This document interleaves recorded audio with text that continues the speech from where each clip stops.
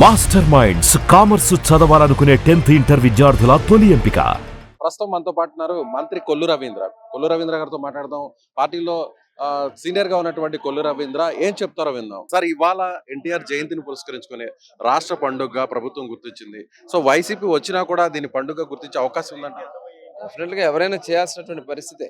ఎందుకంటే తెలుగువారి ఆత్మ గౌరవాన్ని ప్రపంచానికి చాటినటువంటి వ్యక్తి అన్న నందమూరి తారక రామారావు గారు. ఆనాడు తెలుగువారిని మద్రాసీలుగా పిలువబడుతున్నటువంటి పరిస్థితుల్లో ఢిల్లీలో నిర్ణయాలు తీసుకుంటే ఆంధ్ర రాష్ట్రంలో ఆ రోజు అమలైనటువంటి పరిస్థితి ఉంటే ఏదైతే నందమూరి తారక రామారావు గారు ఫస్ట్ టైం తెలుగువాడి యొక్క ధైర్యాన్ని స్థైర్యాన్ని చూపించి తెలుగువారి గౌరవాన్ని నిలబెట్టినటువంటి వ్యక్తి ఖచ్చితంగా ఆయనకి. ఎందుకంటే ఆయన సినిమా రంగంలో ఉన్న ఆయన అనేక సందేశాత్మకమైన చిత్రాలు నటించారు, ప్రపంచాన్ని మెచ్చే చిత్రాల్లో నటించారు. అలాగే ఆయన రాజకీయాల్లోకి వచ్చిన తర్వాత కూడా చరిత్ర సృష్టించారు. 9 నెలల్లోనే పార్టీని అధికారంలో తీసుకురావడం, ఆ రోజున సంక్షేమ కార్యక్రమాలకి మొట్టమొదటి శ్రీకారం చుట్టినటువంటి వ్యక్తి కూడా ఆన నందమూరి తారక రామారావు గారే.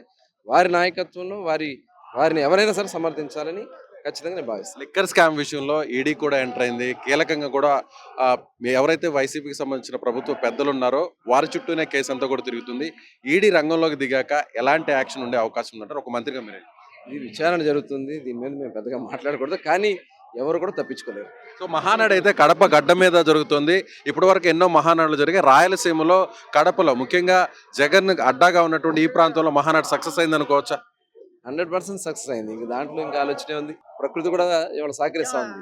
మరి ఒకప్పుడు వేడిగా కడప రావాలంటేనే మంటలు మండే పరిస్థితి ఉంటే ఇవాళ చల్లటి వాతావరణంలో జరుగుతూ ఉంటే పైనుంచి ఆ దేవతల ఆశీర్వాదం ఉంది, మా నాయకుడు అన్న నందమూరి తారక రామారావు ఆశీర్వాదాలు ఉన్నాయి, కడప ప్రజల ఆశీర్వాదాలు ఉన్నాయి. చివరిగా లోకేష్ గారిని వర్కింగ్ ప్రెసిడెంట్ చేయబోతున్నారు. ఇక లోకేష్ గారికి కీలకమైనటువంటి బాధ్యత పార్టీలో ఉండబోతుంది. ప్రభుత్వంలో చంద్రబాబు ఉంటే ఇక లోకేష్ గారు పార్టీకి సంబంధించిన పూర్తి బాధ్యతను ఆయన తీసుకోబోతున్నారు అంటారు. ఆల్రెడీ నారా లోకేష్ గారు ప్రధాన కార్యదర్శిగా పార్టీ బాధ్యతలు చేస్తూ ఉన్నారు. పార్టీ కేడర్లో ఒక ఉత్సాహం నింపుతున్నారు. యువగణం ద్వారా ఏ రకంగా నుంచారో చూసాం.